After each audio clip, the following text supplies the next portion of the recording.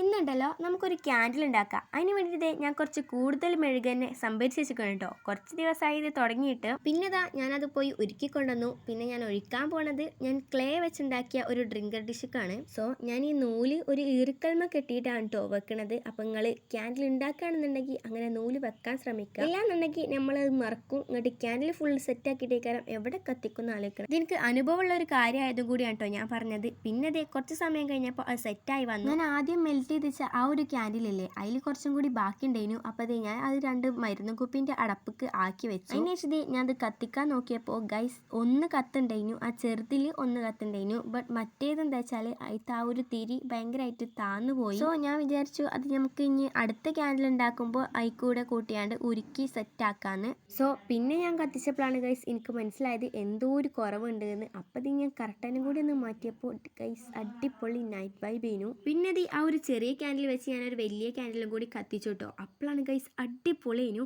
നമ്മൾ സാധാരണ മെഴുകുതിരില്ലേ അത് കത്തിച്ചതിനേക്കാളും ഭയങ്കര രസമാണ് കേട്ടോ ഗൈസ് ഇത് കാണാൻ വേണ്ടിയിട്ട്. എന്തായാലും എനിക്ക് ഭയങ്കര ഇഷ്ടമായി. അപ്പം നിങ്ങൾക്ക് ഇഷ്ടമായ എന്തായാലും ലൈക്ക് അടിച്ചാനും കമൻറ്റ് അടിച്ചാനും മറക്കാൻ നിൽക്കണ്ട കേട്ടോ. സോ അപ്പോൾ ഇത്രേ ഉള്ളൂ. എങ്ങനെയുണ്ട്, ഇഷ്ടമായോ? അപ്പോൾ എന്തായാലും പറയാൻ മറക്കണ്ട.